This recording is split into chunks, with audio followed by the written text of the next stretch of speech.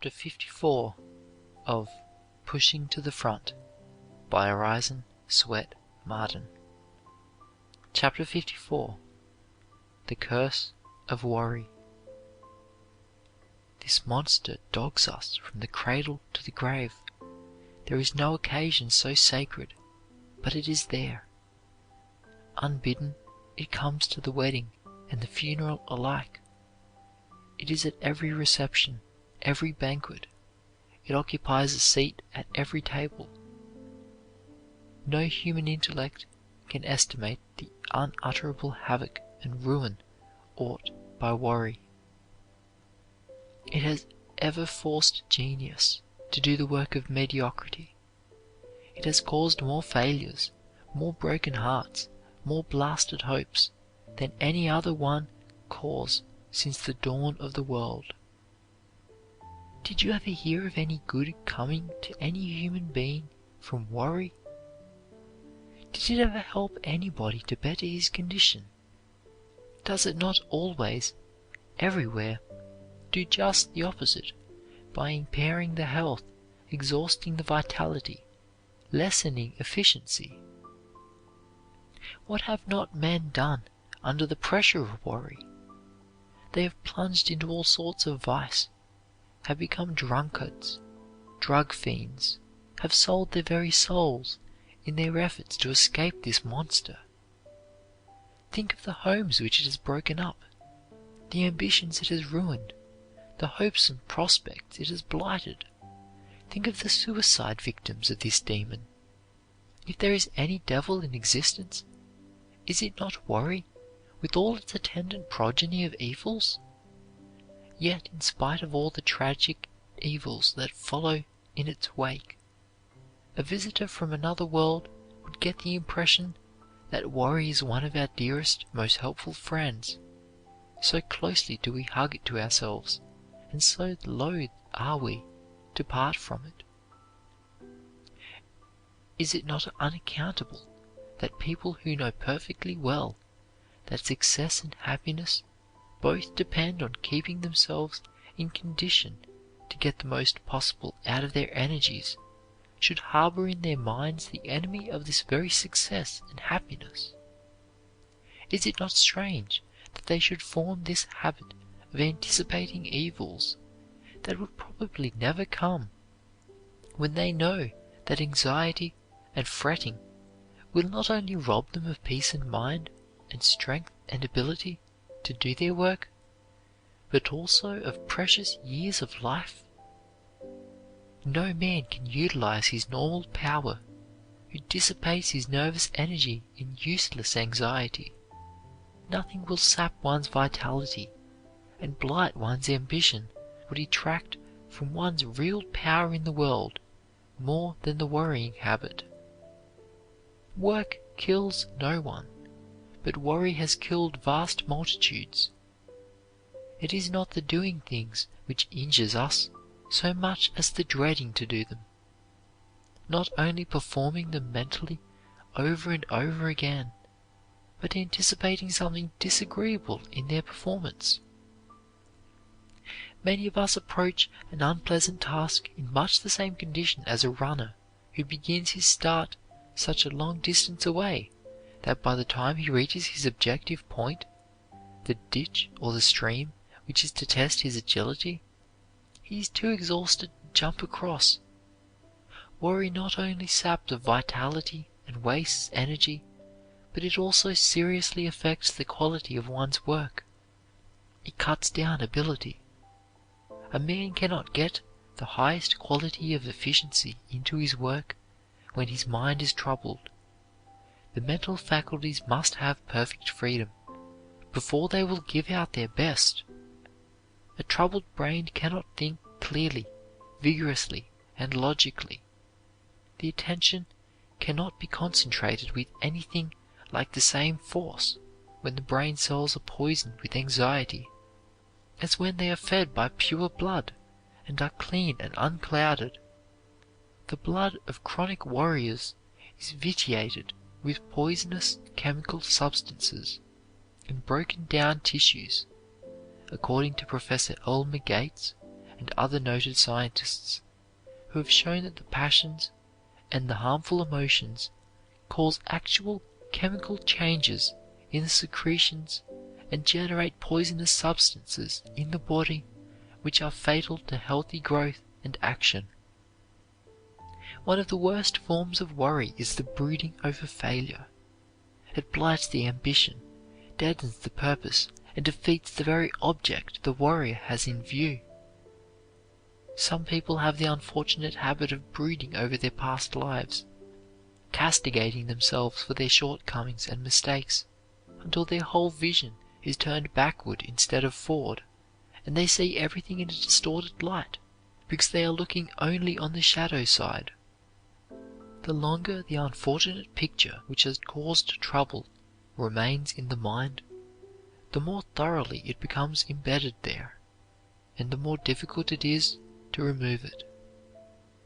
Are we not convinced that a power beyond our control runs the universe, that every moment of worry detracts from our success capital and makes our failure more probable, that every bit of anxiety and fretfulness leaves its mark on the body, interrupts the harmony of our physical and mental well-being, and cripples efficiency, and that this condition is at war with our highest endeavor?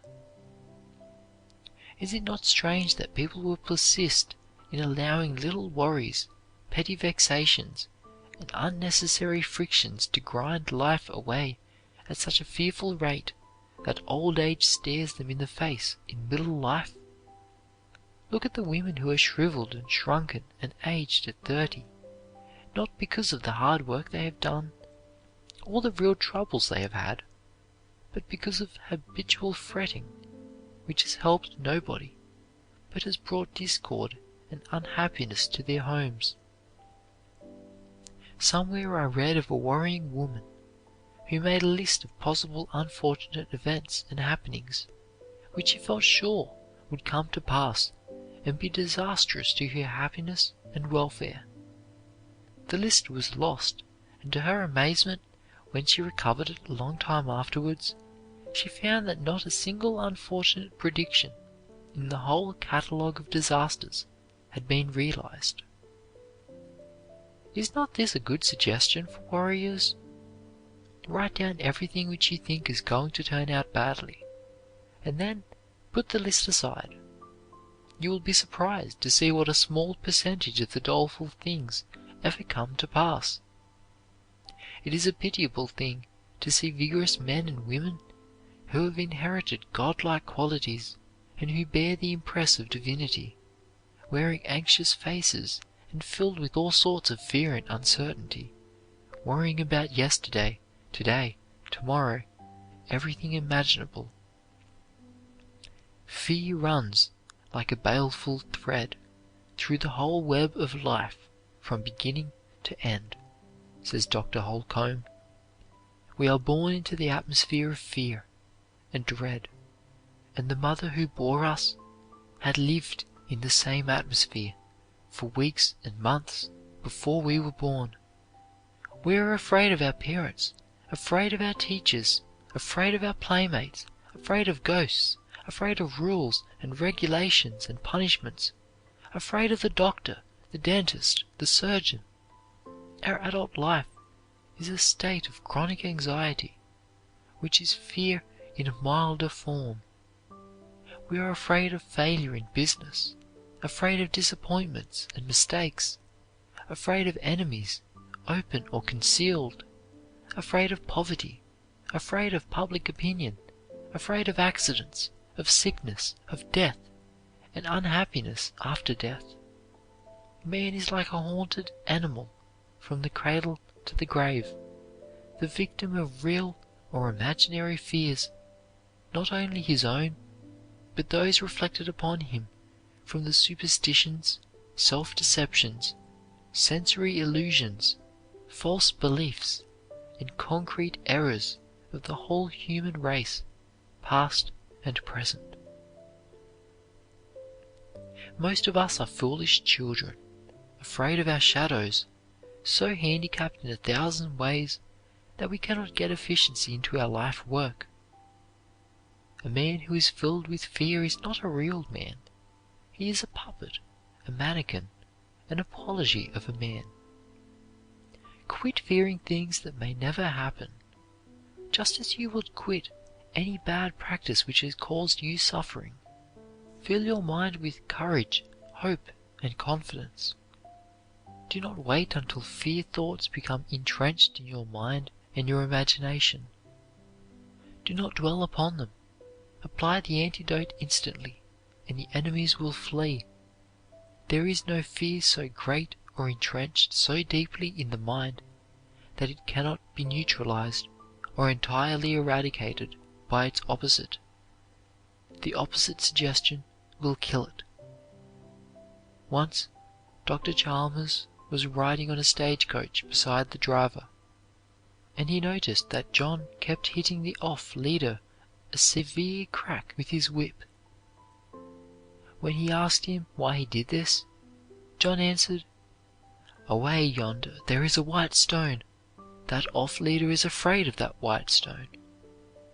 So by the crack of his whip and the pain in his legs, I want to get his mind off from it."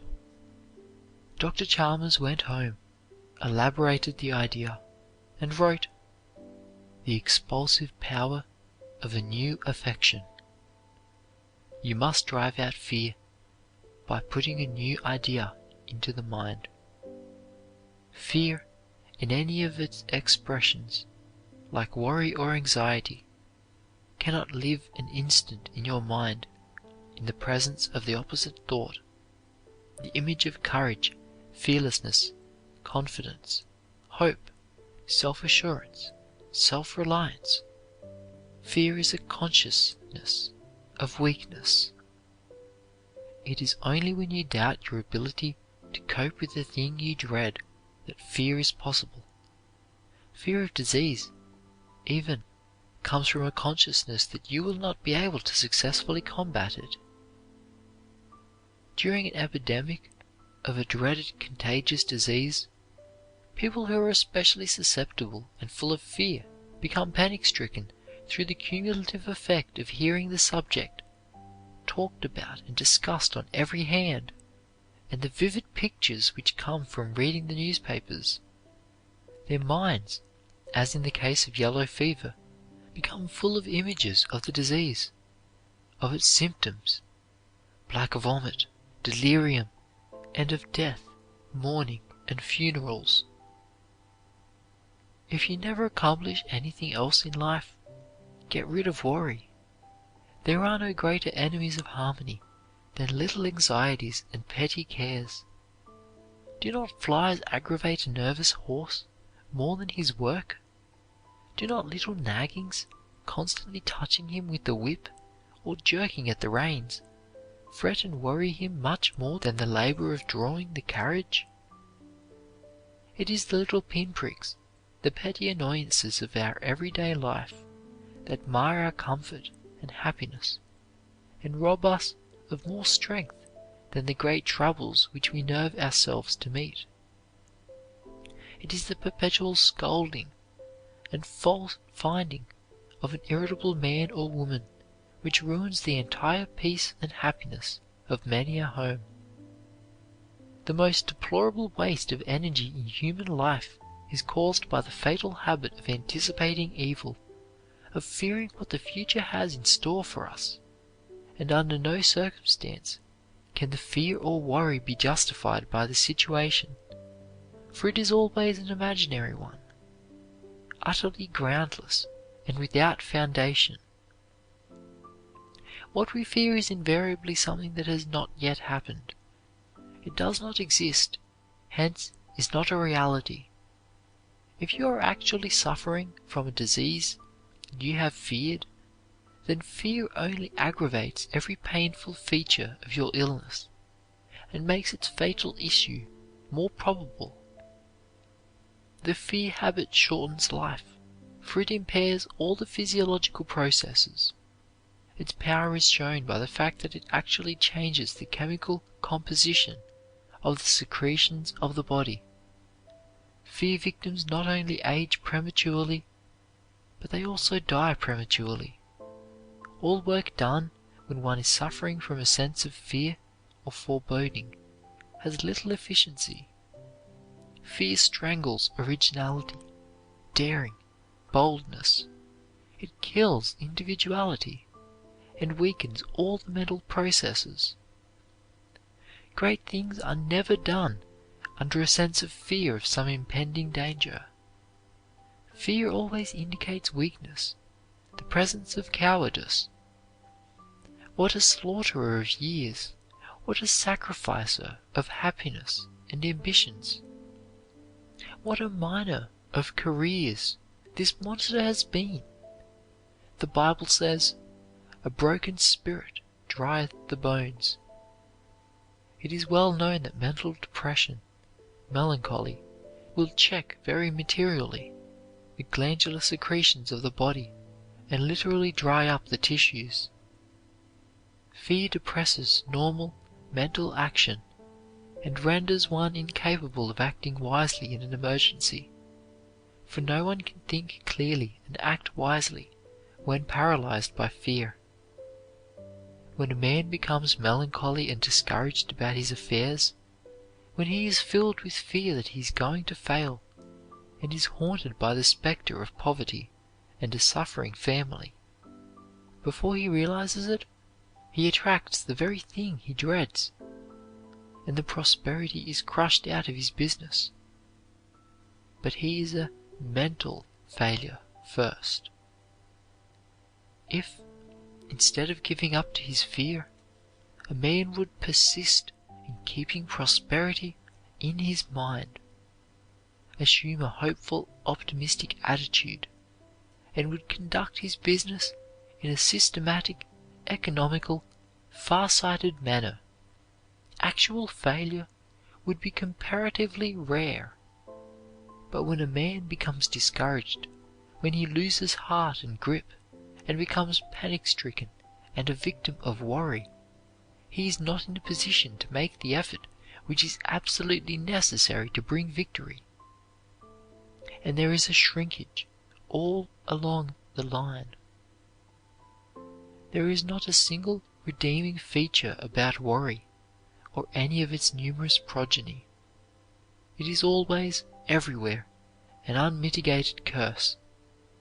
Although there is no reality in fear, no truth behind it, yet everywhere we see people who are slaves to this monster of the imagination. End of chapter 54. The Curse of Worry. Chapter 55 of Pushing to the Front by Orison Swett Marden. Chapter 55. Take a pleasant thought to bed with you. Shut off your mental steam when you quit work. Lock up your business when you lock up your office or factory at night. Don't drag it into your home to mar your evening or to distress your sleep. You cannot afford to allow the enemies of your peace and happiness to etch their black pictures deeper and deeper into your consciousness. Many people lie down to sleep as the camels lie down in the desert, with their packs still on their backs. They do not seem to know how to lay down their burdens, and their minds go on working a large part of the night. If you are inclined to worry during the night, to keep your mental faculties on the strain, taut, it would be a good plan for you to have a bow in your bedroom and unstring it every night as a reminder that you should also unstring your mind, so that it will not lose its springing power. The Indian knows enough to unstring his bow just as soon as he uses it, so that it will not lose its resilience. If a man who works hard all day uses his brain a large part of the night, doing his work over and over again, he gets up in the morning weary, jaded. Instead of having a clear, vigorous brain capable of powerfully focusing his mind, he approaches his work with all his standards down, and with about as much chance of winning as a racehorse who has been driven all night before a contest would have. Not even a man with the will of a Napoleon could win out under such conditions. It is of the utmost importance to stop the grinding, rasping process in the brain at night, and to keep from wearing life away and wasting one's precious vitality. Many people become slaves to night worry. They get into a chronic habit of thinking after they retire, especially of contemplating their troubles and trials, and it is a very difficult habit to break. It is fundamental to sound health to make it a rule never to discuss business troubles and things that vex and irritate one at night, especially just before retiring, for whatever is dominant in the mind when one falls asleep continues its influence on the nervous structure long into the night. Some people age more at night than during the daytime, when it would appear, if they must worry at all, the reverse ought to be true. When hard at work during the day, they do not have much time to think of their ailments, their business troubles, their misfortunes. But when they retire, the whole brood of troubling thoughts and worry ghosts fill the mind with horrors. They grow older instead of younger, as they would under the influence of sound, refreshing sleep. Mental discord saps vitality, lessens courage, shortens life. It does not pay to indulge in violent temper, corroding thoughts, mental discord in any form. Life is too short, too precious, to spend any part of it in such unprofitable, soul-racking, health-destroying business. The imagination is particularly active at night, and all unpleasant, disagreeable things seem a great deal worse then than in the day, because in the silence and darkness, imagination magnifies everything. We have all dreamed of the evening's experience after we went to sleep. Perhaps it is the refrain of a song or the intense situation in a play which we live over again. This shows how powerful impressions are, how important it is never to retire to rest in a fit of temper or in an ugly, unpleasant mood. We should get ourselves into mental harmony, should become serene and quiet before retiring, and, if possible, lie down smiling, no matter how long it may take to secure this condition. Never retire with a frown on your brow, with a perplexed, troubled, vexed expression. Smooth out the wrinkles. Drive away all the enemies of your peace of mind, and never allow yourself to go to bed with critical, cruel, jealous thoughts toward anyone. It is bad enough to feel inimical towards others when under severe provocation or in a hot temper, but you certainly cannot afford deliberately to continue this state of mind after the provocation has ceased. The wear and tear upon your nervous system and your health takes too much out of you. Be at peace with all the world at least once every 24 hours. You cannot afford to allow the enemies of your happiness and your manhood or womanhood to etch their miserable images deeper and deeper into your life and character as you sleep. Many of us with crotchety, sour dispositions and quick tempers sometimes have very hard work to be decent in our treatment of others, but we can, at least when we are alone and away from the people who nettle and antagonize us, forget injuries, quit harboring unpleasant thoughts and hard feelings toward others. It is a great thing to form a habit of forgetting and forgiving before going to sleep, of clearing the mind of all happiness and success enemies. If we have been impulsive, foolish, or wicked during the day in our treatment of others, if we have been holding a vicious, ugly, revengeful, jealous attitude toward others, it is a good time to wipe off the slate and start anew. It is a blessed thing to put into practice St. Paul's exhortation to the Ephesians, "Let not the sun go down upon your wrath." If you wish to wake up feeling refreshed and renewed, you simply must retire in a happy, forgiving, cheerful mood. If you go to sleep in an ugly mood, or while worrying or depressed, you will wake up tired, exhausted, and with no elasticity or spring in your brain or buoyancy in your spirits, for the blood, poisoned by worry, by discordant mood, is incapable of refreshing the brain.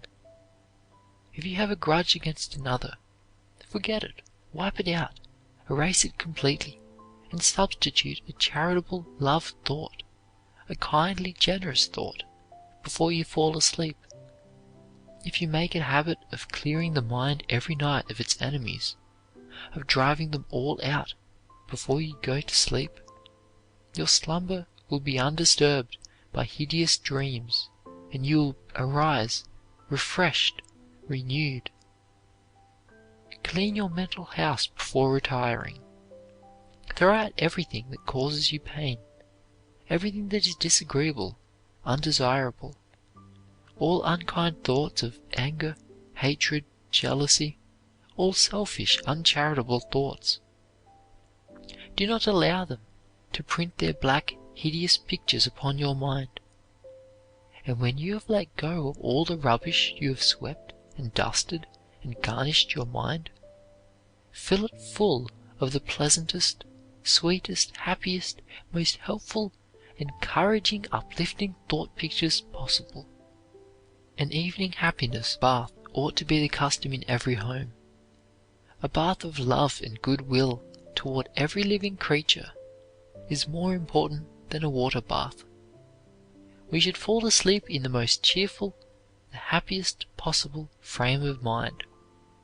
Our minds should be filled with lofty thoughts, with thoughts of love and of helpfulness, thoughts which will continue to create that which is helpful and uplifting, which will renew the soul and help us to awake in the morning refreshed and in superb condition for the day's work. If you have any difficulty in banishing unpleasant or torturing thoughts, force yourself to read some good inspiring book, something that will smooth out your wrinkles and put you in a happy mood, something that will make you see the real grandeur and beauty of life, something that will make you feel ashamed of petty meanness and narrow, uncharitable thoughts. After a little practice, you will be surprised to see how quickly and completely you can change your whole mental attitude so that you will face life the right way before you fall asleep. You will be surprised also to find how wonderfully serene, calm, refreshed, and rejuvenated you will be when you wake in the morning, and how much easier it will be to start right and wear a smile that won't come off during the day, than it was when you went to bed in an ill-humored, worrying, or ugly mood, or full of ungenerous, uncharitable thoughts. Unless you tune your mind to a harmony for sleep, there will be a constant strain upon the nervous system. Even if you do manage to go to sleep with a troubled mind, the brain keeps on working, and you will wake up exhausted. We should take special pains to erase the memory of all unfortunate experiences of the day, all domestic business or professional troubles and anxieties, in order to retire in a placid, peaceful, harmonious state of mind, not only because of the necessity of rising refreshed and invigorated in the morning, but because the character and the disposition are affected by the condition of the mind upon falling asleep. Mental discords not only prevent sound sleep, but also leave in the blood poisonous waste from the chemical changes which in turn dulls and impairs the brain action. Many businessmen suffer so much torture at night that some of them actually dread to retire because of the long, tedious, wakeful hours. Financial troubles are particularly exaggerated at night, and even many optimists suffer more or less from pessimism then. Businessmen ought to know how to turn off brain power when they are not using it. They would not think of leaving or closing their factories at night without turning off the machinery power. Why should they then attempt to go to sleep without turning off their mental power? It is infinitely important to one's health to turn off mental power when not actually using it to produce something. When you get through your regular day's work, why allow your precious energy to dribble away in little worries? Why carry your business home, take it to bed with you, and waste your life forces in ineffective thinking? Why permit a great leakage of mental energy and a waste of life force? You must learn to shut off mental steam when you quit work. Many men use up almost as much mental energy in the evening and in a restless night as during their actual work in the day. Refresh, renew, rejuvenate yourself by play and pleasant recreation. Play as hard as you work. Have a jolly good time, and then you will get that refreshing, invigorating sleep which gives an overplus of energy, a buoyancy of spirit which will make you eager to plunge into the next day's work.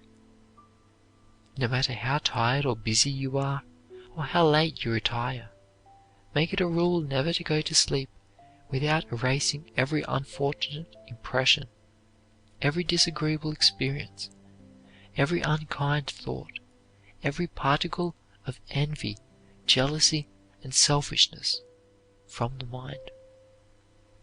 Just imagine that the words harmony, good cheer, and goodwill to every living creature are written all over your sleeping room in letters of light.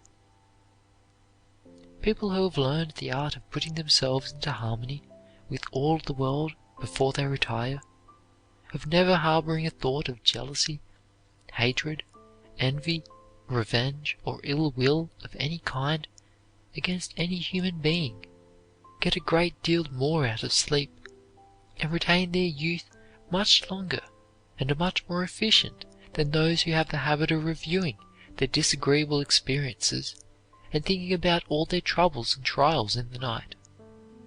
Make it a rule to put the mind into harmony and a goodwill attitude when retiring, and you will be surprised to see how much fresher, younger, stronger, and more normal you will become. I know people whose lives have been completely revolutionized by this experiment of putting themselves in tune before going to sleep. Formerly, they were in the habit of retiring in a bad mood, tired, discouraged over anticipated evils and all sorts of worries and anxieties. They would worry over the bad things in their business, the unfortunate conditions in their affairs, and their mistakes, and would discuss their misfortunes at night with their wives. The result was that their minds were in an upset condition when they fell asleep, and these melancholy, black, ugly pictures, so exaggerated in awful vividness in the stillness, became etched deeper and deeper into their minds, and they awoke in the morning weary and exhausted, instead of feeling, as everyone should, like a newly made creature with fresh ambition and invigorated determination. Form the habit of making a call upon the great within of you before retiring. Leave the message of uplift, of self-betterment, self-enlargement, which you yearn for and long to realize but do not know how to bring about.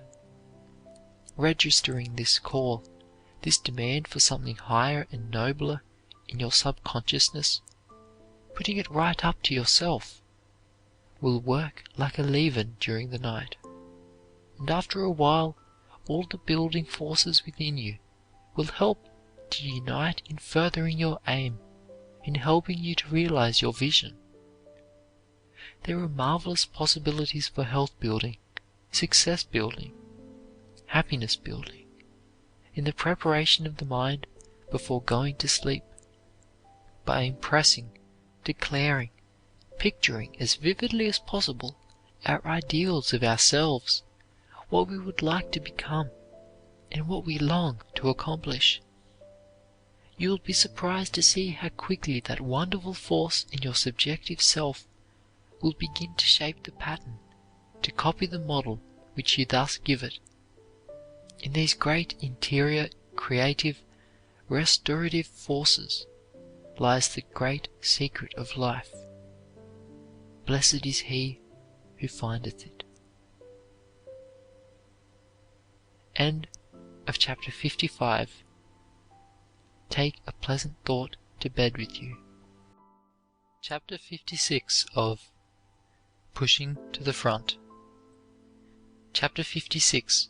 The Conquest of Poverty. No one can become prosperous while he really expects, or half expects, to remain poor.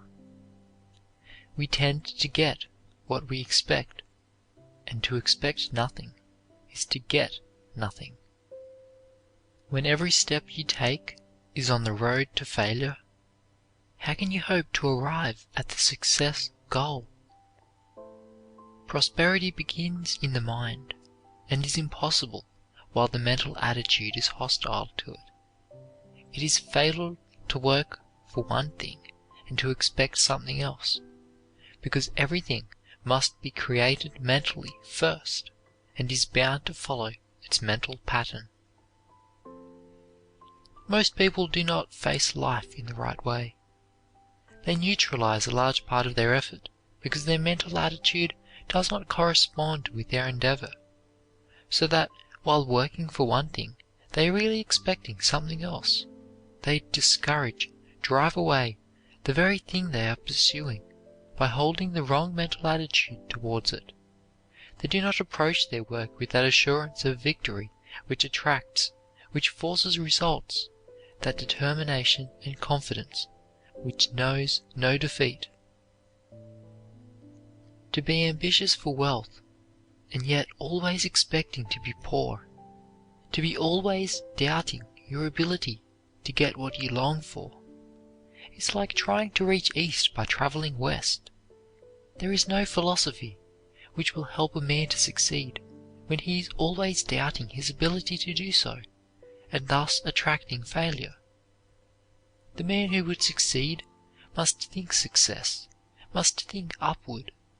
He must think progressively, creatively, constructively, inventively, and above all, optimistically. You will go in the direction in which you face. If you look towards poverty, towards lack, you will go that way.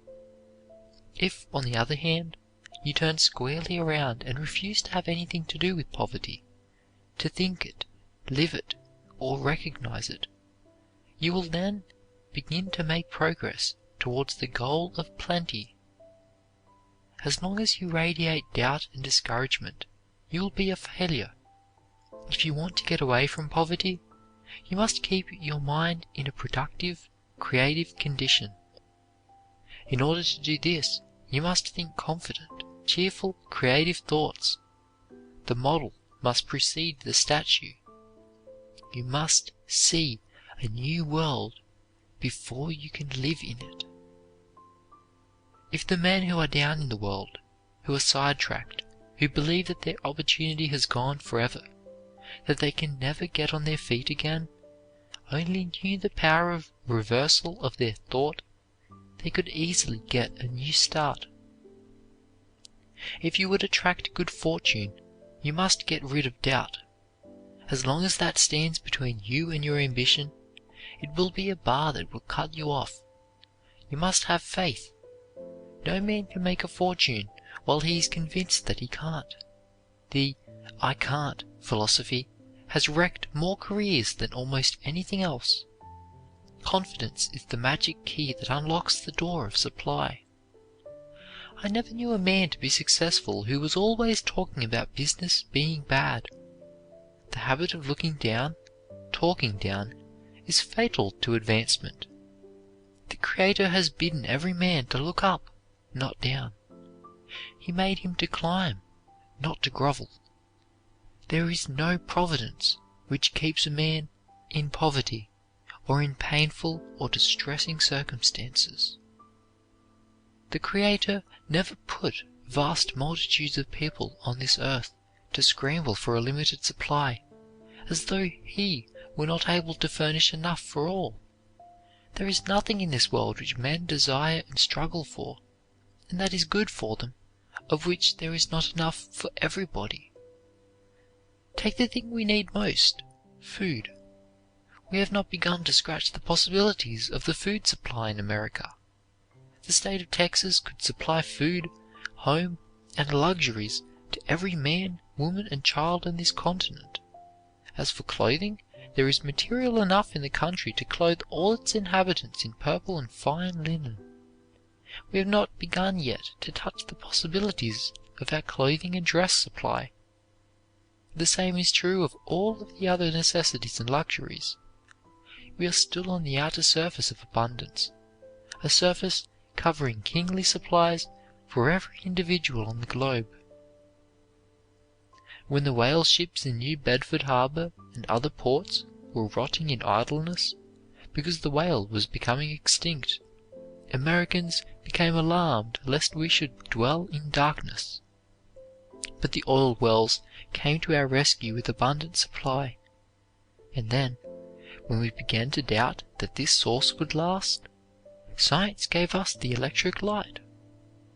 There is building material enough to give every person on the globe a mansion finer than any that a Vanderbilt or Rothschild possesses. It was intended that we should all be rich and happy, that we should have an abundance of all the good things the heart can crave. We should live in the realization that there is an abundance of power where our present power comes from, and that we can draw upon this great source for as much as we can use. There is something wrong when the children of the King of Kings go about like sheep hounded by a pack of wolves. There is something wrong when those who have inherited infinite supply are worrying about their daily bread, are dogged by fear and anxiety so that they cannot take any peace, that their lives are one battle with want, that they are always under the harrow of worry, always anxious. There is something wrong when people are so worried and absorbed in making a living that they cannot make a life. We were meant for happiness, to express joy and gladness, to be prosperous. The trouble with us is that we do not trust the law of infinite supply, but close our natures so that abundance cannot flow to us. In other words, we do not obey the law of attraction. We keep our minds so pinched and our faith in ourselves so small, so narrow, that we strangle the inflow of supply. Abundance follows a law as strict as that of mathematics. If we obey it, we get the flow. If we strangle it, we cut it off. The trouble is not in the supply. There is abundance awaiting everyone on the globe. Prosperity begins in the mind, and is impossible with a mental attitude which is hostile to it. We cannot attract opulence mentally by a poverty-stricken attitude which is driving away what we long for. It is fatal to work for one thing and to expect something else, no matter how much one may long for prosperity. A miserable, poverty-stricken mental attitude will close all the avenues to it. The weaving of the web is bound to follow the pattern.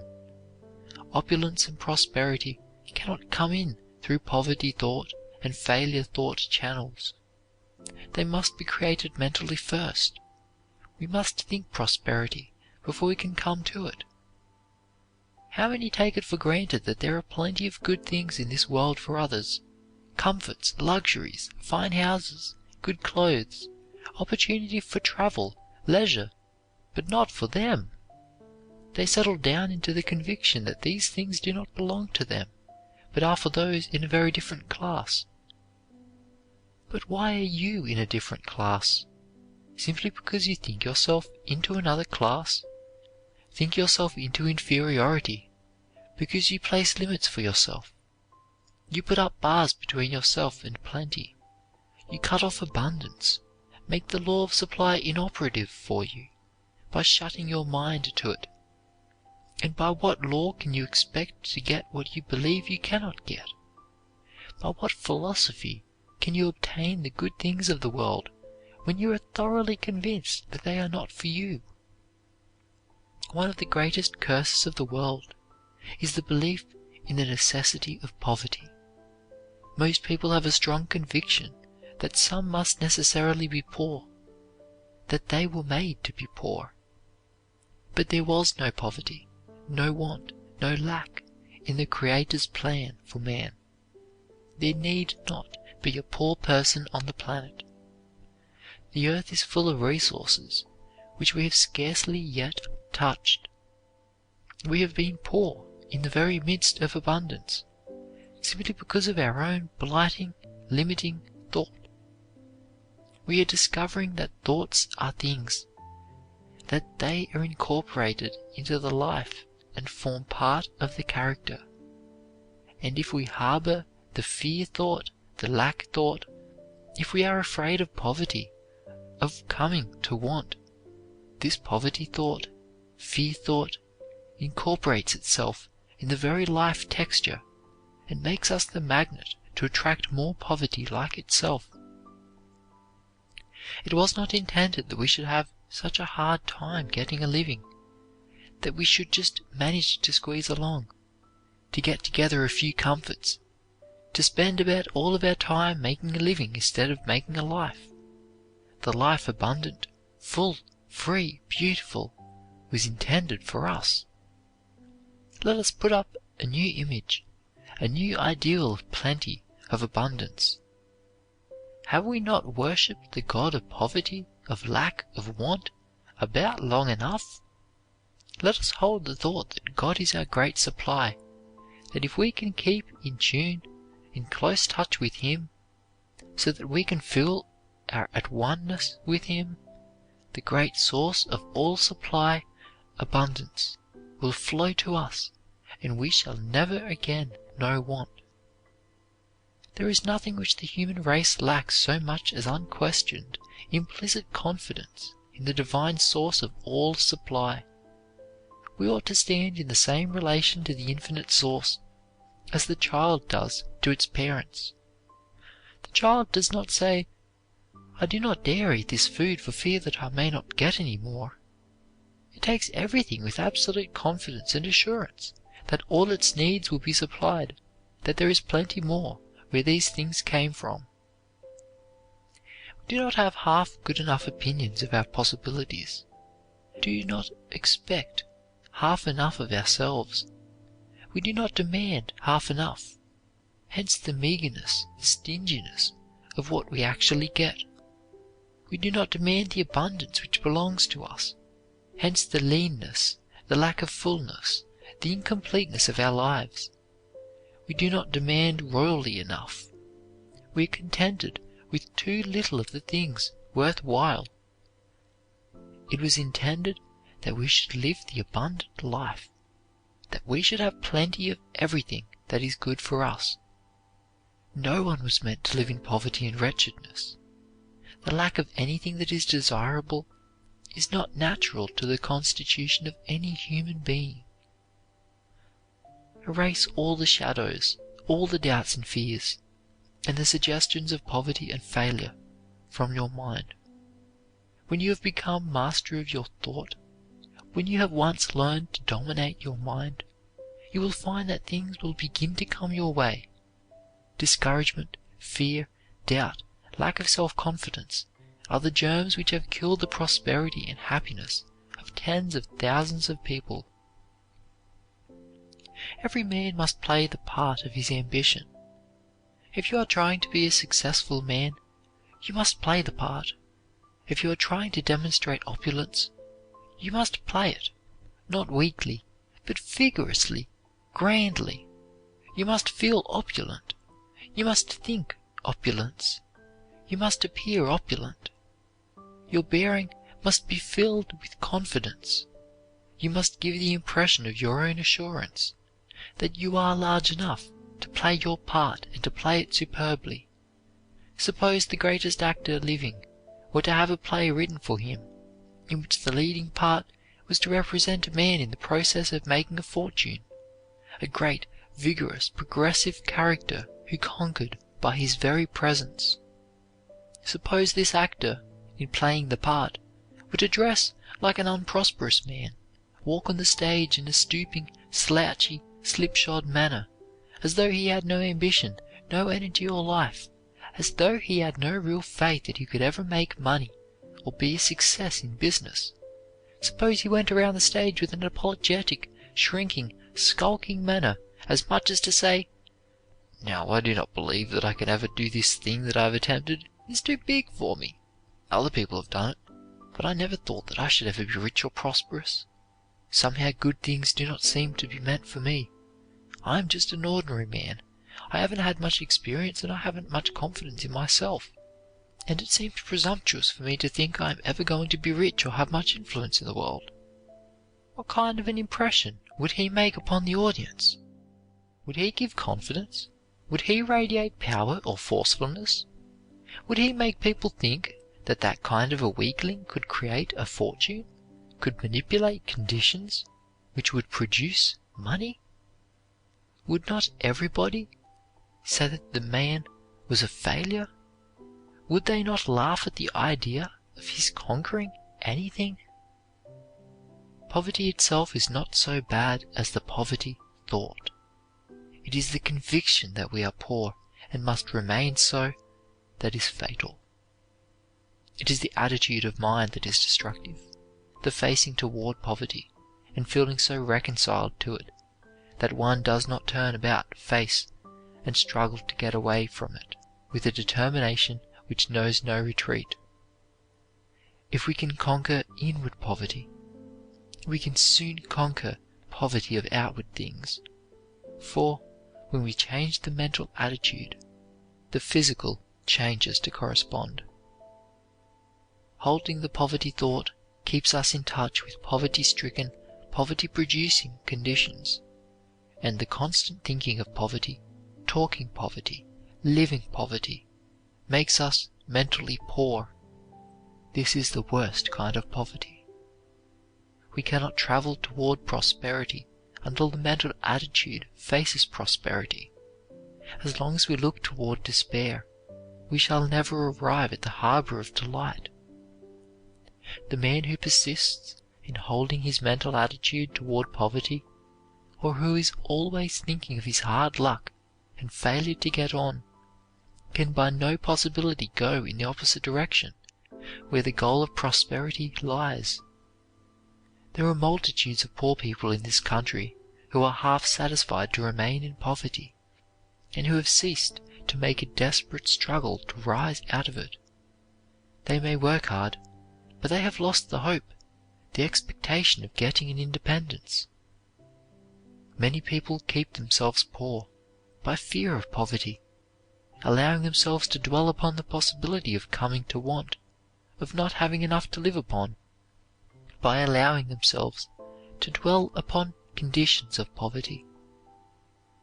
When you make up your mind that you are done with poverty forever, that you will have nothing more to do with it, that you are going to erase every trace of it from your dress, your personal appearance, your manner, your talk, your actions, your home, that you are going to show the world your real mettle, that you are no longer going to pass for a failure, that you have set your face persistently toward better things, a competence, an independence, and that nothing on earth can turn you from your resolution, you will be amazed to find what a reinforcing power will come to you, what an increase in confidence, reassurance, and self-respect.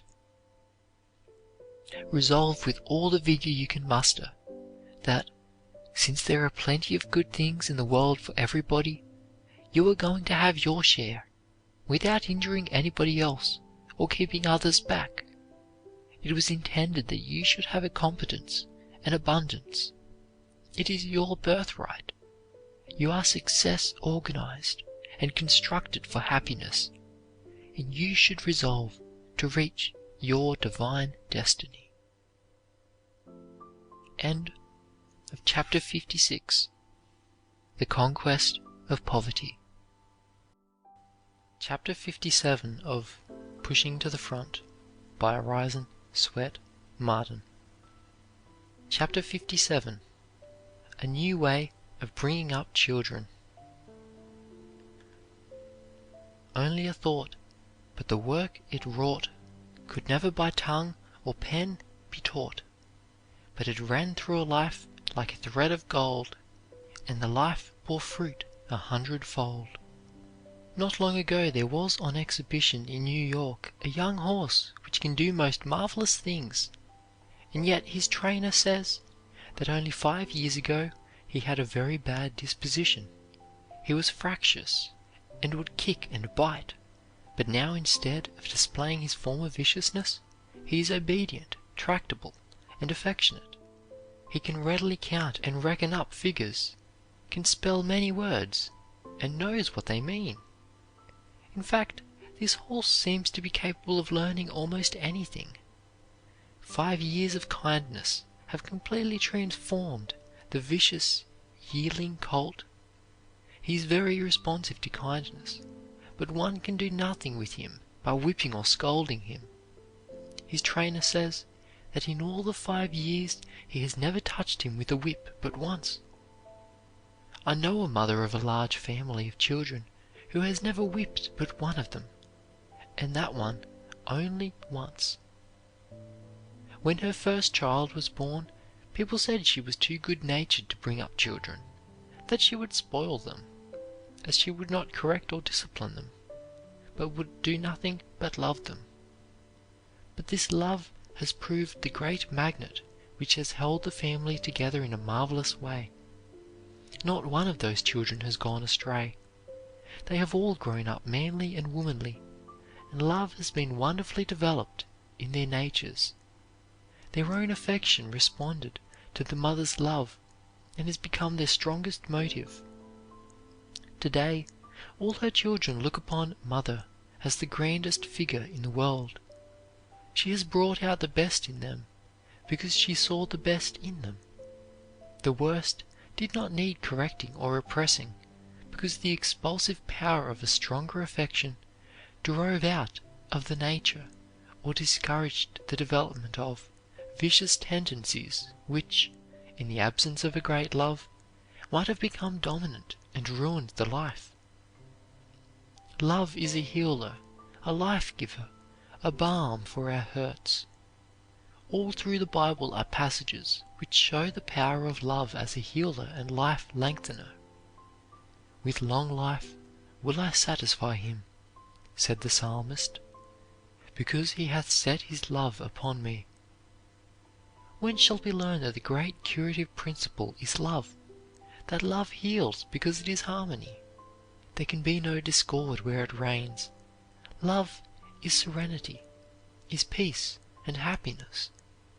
Love is the great disciplinarian, the supreme harmonizer, the true peacemaker.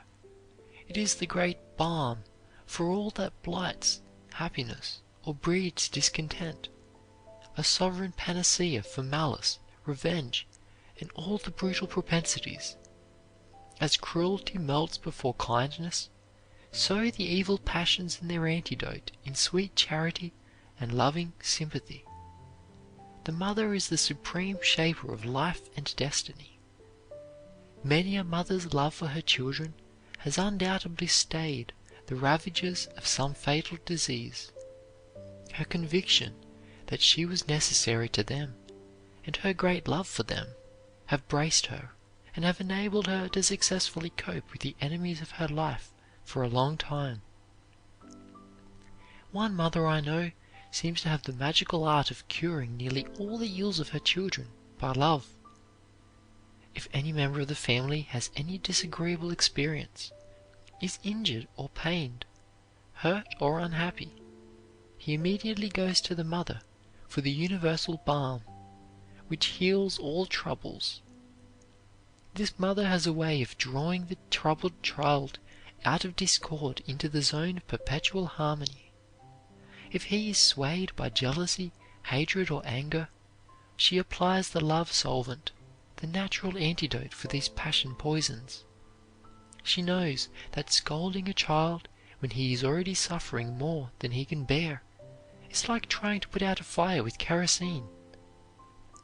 Our orphan asylums give pathetic illustration of how quickly the child mind matures and ages prematurely without the uplift and enrichment of the mother love, the mother sympathy, parental protection, and home influence.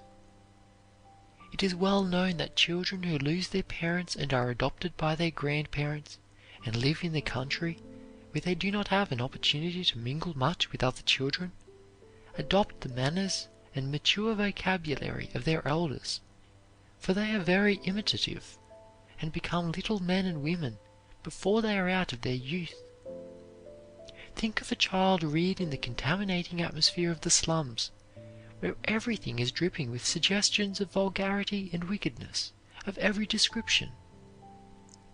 Think of his little mind being filled with profanity, obscenity, and filth of all kinds. Is it any wonder that he becomes so filled with vicious, criminal suggestions that he tends to become like his environment?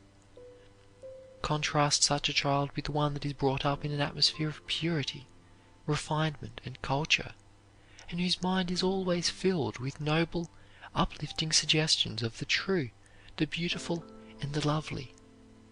What a difference in the chances of these two children, and without any special effort or choice of their own. One mind is trained upward, towards the light, the other downward, towards darkness. What chance has a child to lead a noble life when all his first impressionable years are saturated with the suggestion of evil, when jealousy and hatred, revenge, quarreling and bickering, all that is low and degrading, fill his ears and eyes? How important it is that the child should only hear and see and be taught that which will make for beauty and for truth, for loveliness and grandeur of character.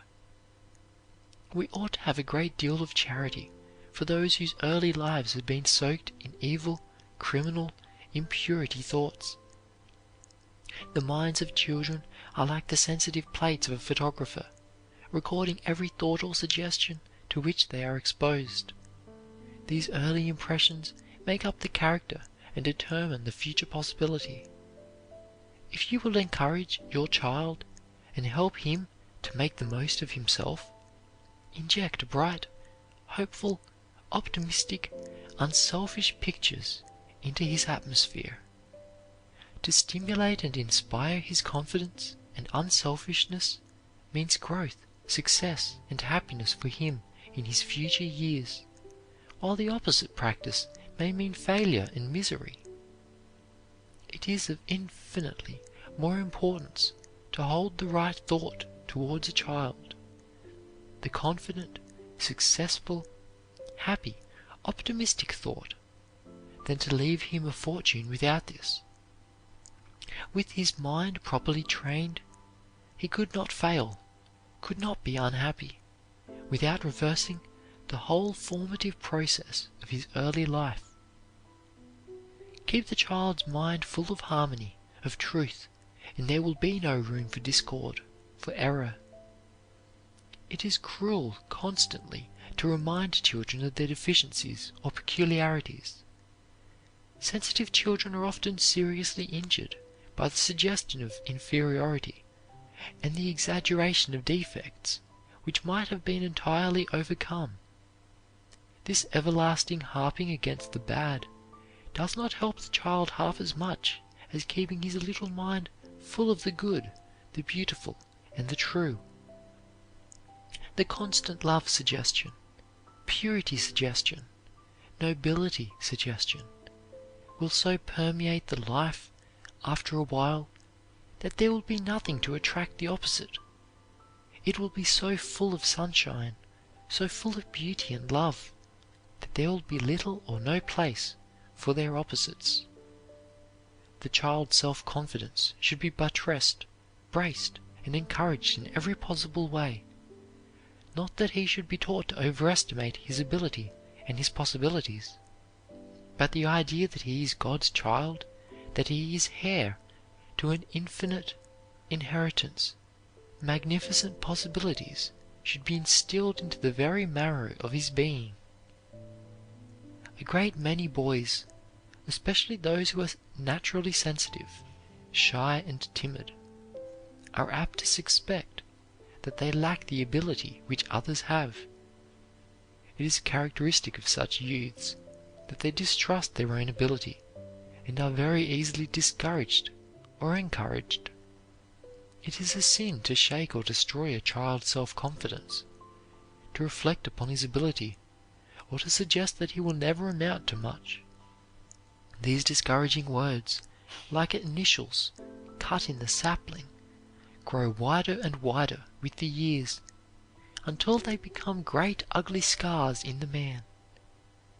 Most parents do not half realize how impressionable children are, and how easily they may be injured or ruined by discouragement or ridicule.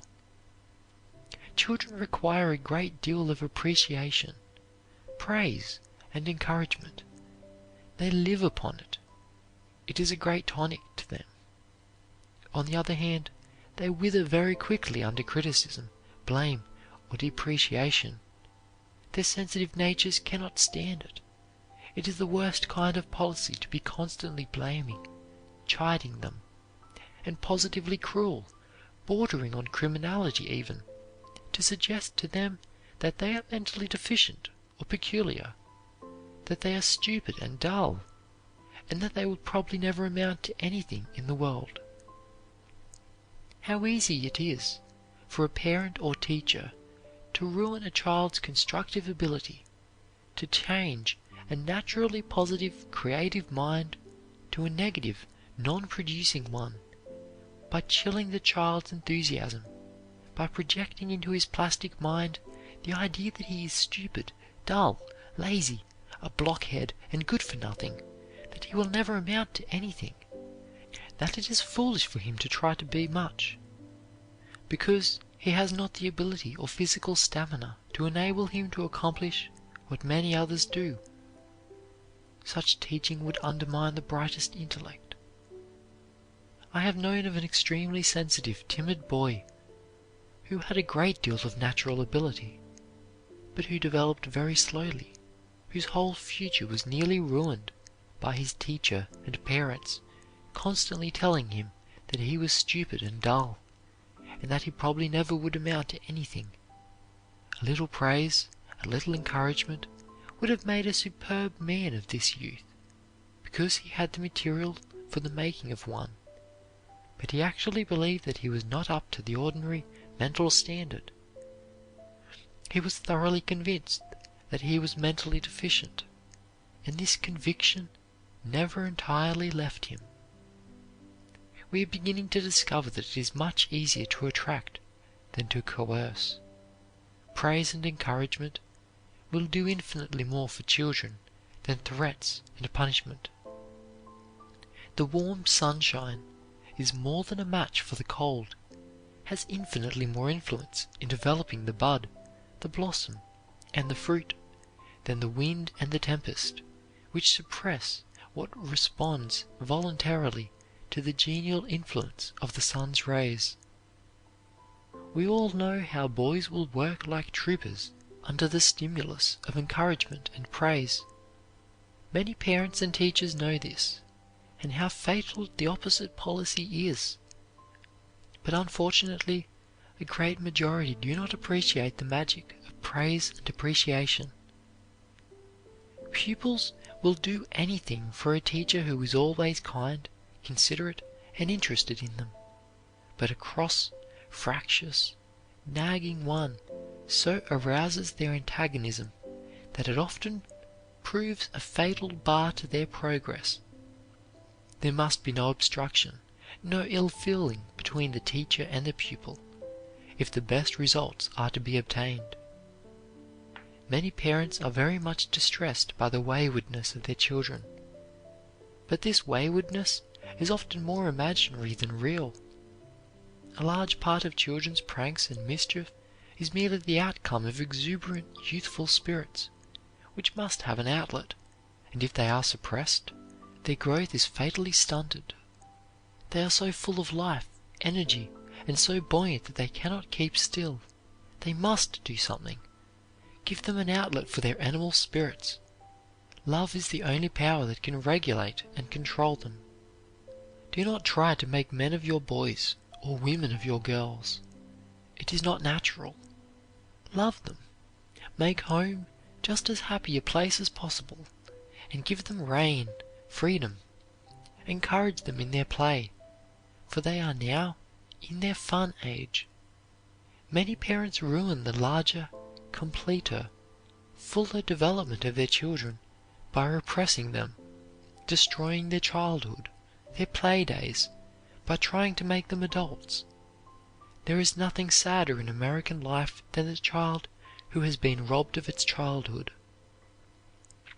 Children are little animals, sometimes selfish, often cruel, due to the fact that some parts of their brain develop faster than others, so that their minds are temporarily thrown out of balance, sometimes even to cruel or criminal tendencies. But later, the mind becomes more symmetrical, and the vicious tendencies usually disappear. Their moral faculties and sense of responsibility unfold more slowly than other traits, and of course they will do mischievous things, but it is a fatal mistake to be always suppressing them. They must give out their surplus energy in some way. Encourage them to romp. Play with them. It will keep you young, and will link them to you with hooks of steel. Do not be afraid to lose your dignity. If you make home the happiest, most cheerful place on earth for your children, if you love them enough, there is little danger of their becoming bad. Thousands of parents, by being so severe with their children, scolding and criticizing them, and crushing their childhood, make them secretive and deceitful, instead of open and transparent, and estrange them and drive them away from home. A man ought to look back upon the home of his childhood as the Eden of his life, where love reigned, instead of as a place where a long-faced severity and harshness ruled, where he was suppressed and his fun-loving spirits snuffed out. Every mother, whether she realizes it or not, is constantly using the power of suggestion in rearing her children, healing all their little hurts. She kisses the bumps and bruises and tells the child all is well again, and he is not only comforted, but really believes that the kiss and caress have magic to cure the injury. The mother is constantly antidoting and neutralizing the child's little troubles and discords by giving the opposite thought and applying the love elixir.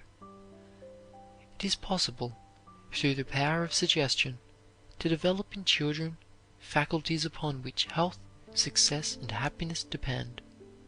Most of us know how dependent our efficiency is upon our moods, our courage, hope. If the cheerful, optimistic faculties were brought out and largely developed in childhood, it would change our whole outlook upon life, and we would not drag through years of half-heartedness, discouragement, and mental anguish our steps dogged by fear, apprehension, anxiety, and disappointment. One reason why we have such poor health is because we have been steeped in poor health thought from infancy.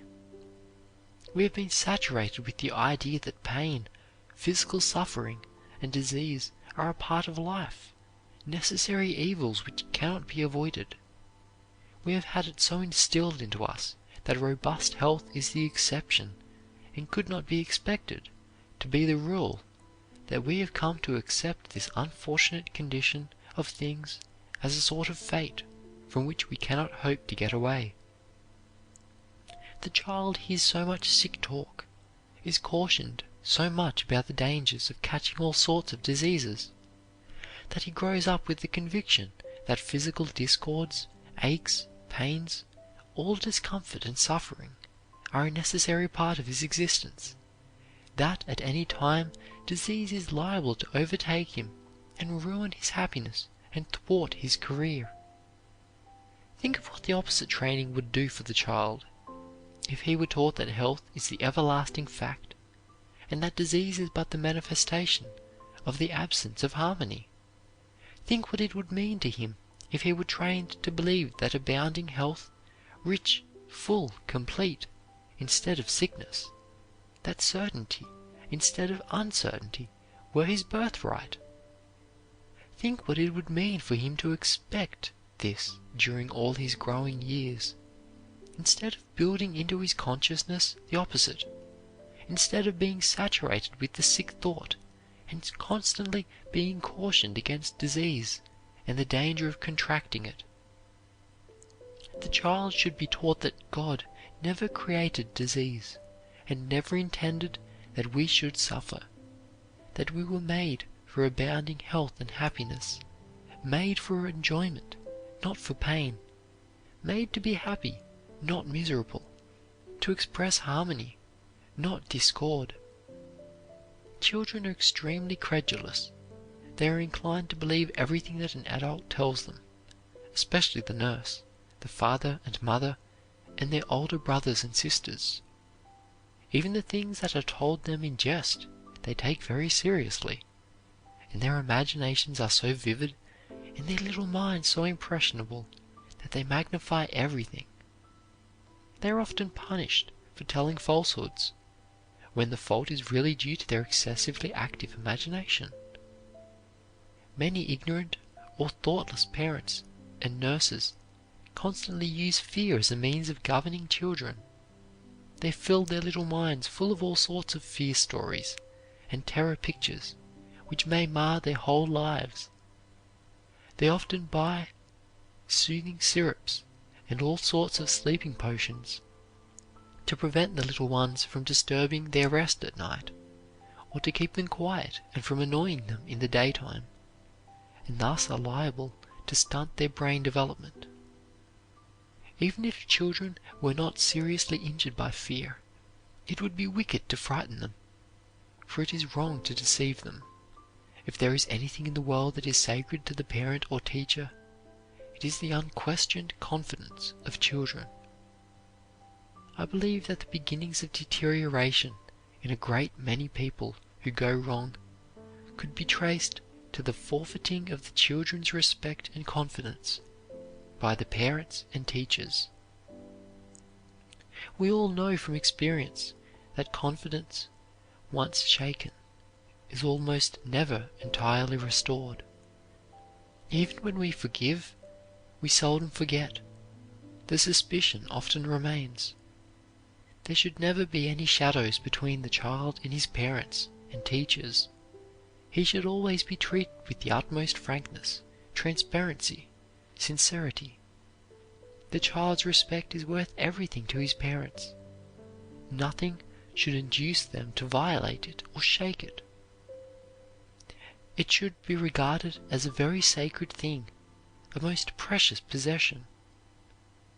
Think of the shock which must come to a child when he grows up and discovers that those he has trusted implicitly, and who seemed almost like gods to him, have been deceiving him for years in all sorts of ways.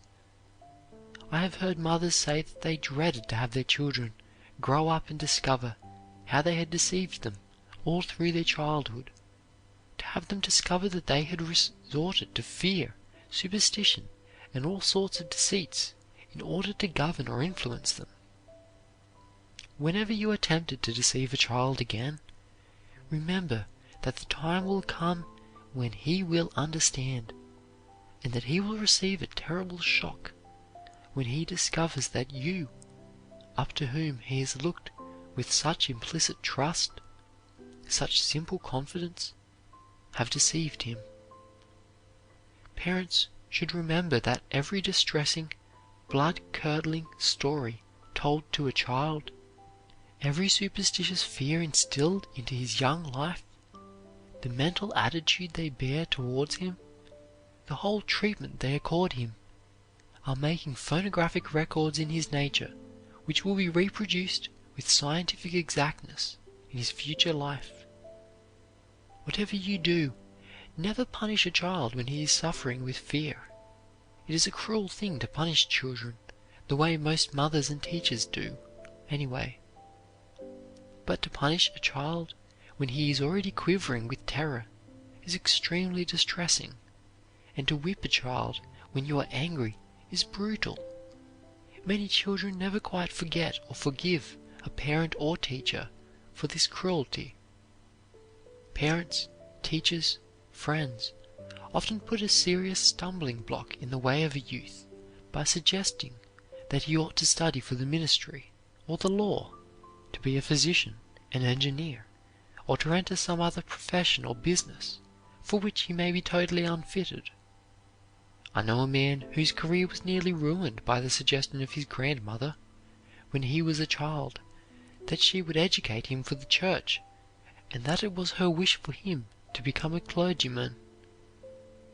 It was not that she saw in the little child any fitness for this holy office, but because she wanted a clergyman in the family, and she often reminded him that he must not disappoint her. The child, who idolized his grandmother, pondered this thought until he became a young man. The idea possessed him so strongly that every time he tried to make a choice of a career, the picture of a clergyman rushed first to his mind, and, although he could see no real reason why he should become a clergyman, the suggestion he ought to worked like leaven in his nature, and kept him from making any other choice until too late to enable him to succeed to any great extent. I know a most brilliant and marvelously fascinating woman who is extremely ambitious to make a name for herself, but she is almost totally lacking in her ability to apply herself, even in the line where her talent is greatly marked. She seems to be abundantly endowed with every faculty and quality except this. Now, if her parents had known the secret of correcting mental deficiencies, building up weak faculties, this girl could have been so trained that she would probably have had a great career and made a world-wide name for herself. I have in mind another woman, a most brilliant linguist, who speaks fluently 7 languages. She is a most fascinating conversationalist, and impresses one as having read everything. But, although in good health, she is an object of charity today simply because she has never developed her practical faculties at all, and this because she was never trained to work, to depend upon herself, even in little things, when she was a child. She was fond of her books, was a most brilliant scholar, but never learned to be practical or to do anything herself. Her self-reliance and independence were never developed. All of her early friends predicted a brilliant future for her, but because of the very consciousness of possessing so many brilliant qualities, and of the fact that she was flattered during all her student life, and not obliged to depend upon herself for anything, she continued to exercise her strong scholarship faculties only, little dreaming that the neglect to develop her weaker ones would wreck her usefulness and her happiness. It is not enough to possess ability, we must be able to use it effectively, and whatever interferes with its activity to that extent kills efficiency. There are many people who are very able in most qualities, and yet their real work is seriously injured and often practically ruined, or they are thrown into the mediocre class owing to some weakness or deficiency which might have been entirely remedied by cultivation and proper training in early life. I know a man of superb ability in nearly every respect who is so timid and shy that he does not dare push himself forward or put himself in the position of greatest advantage, does not dare begin things. Consequently, his whole life has been seriously handicapped. If children could only be taught to develop a positive, creative mind, it would be of infinitely more value and importance to them than inheriting a fortune with a non-productive one. Youth should be taught that the most valuable thing to learn in life, next to integrity, is how to build their minds up to the highest possible producing point, the highest possible state of creative efficiency. The most important part of the education of the future will be to increase the chances of success in life and lessen the danger of failure and the wrecking of one's career by building up weak and deficient faculties, correcting one-sided tendencies, so that the individual will become more level-headed, better balanced, and have a more symmetrical mind. Many students leave school and college knowing a great deal, but without a bit of improvement in their self-confidence, their initiative ability. They are just as timid, shy, and self-depreciatory as before entering. Now, what advantage is it to send a youth out into the world with a head full of knowledge, but without the confidence or assurance to use it effectively, or the ability to grapple with life's problems with that vigor and efficiency which alone can bring success? It is an unpardonable reflection upon a college which turns out youths who dare not say their souls are their own, who have not developed a vigorous self-confidence, assurance, and initiative. Hundreds of students are turned out of our colleges every year who would almost faint away if they were suddenly called upon to speak in public, to read a resolution, or even to put a motion. The time will come when an education will enable a youth, while upon his feet in public, to express himself forcefully, to use the ability he has and summon his knowledge quickly. He will be so trained in self-control, in self-confidence, in level-headedness, that he will not be thrown off his guard in an emergency. The future education will mean that what the student knows will be available, that he can utilize it at will, that he will be trained to use it efficiently. Many of our graduates leave college every year as weak and inefficient in many respects as when they began their education. What is education? For if it is not to train the youth to be the master of his faculties, master of every situation, able to summon all of his reserves of knowledge and power at will, a college graduate, timid, stammering, blushing, and confused, when suddenly called upon to use his knowledge, whether in public or elsewhere, ought to be an unknown thing. Of what use is education which cannot be summoned at will? Of what good are the reserves of learning which cannot be marshaled quickly when we need them, which do not help one to be master of himself and the situation, whatever it may be? The time will come when no child will be allowed to grow up without being taught to believe in himself and to have great confidence in his ability. This will be a most important part of his education, for if he believes in himself enough, he will not be likely to allow a single deficient faculty or weakness to wreck his career. He should be reared in the conviction that he was sent into this world with a mission and that he is going to deliver it. Every youth should be taught that it was intended he should fill a place in the world which no one else can fill, that he should expect to fill it and train himself for it, taught that he was made in the Creator's image, that in the truth of his being he is divine, perfect, immortal, and that the image of God cannot fail. He should be taught to think grandly of himself, to form a sublime estimate of his possibilities and of his future. This will increase his self-respect in self-development, in well-proportioned living. End of chapter 57. A new way of bringing up children.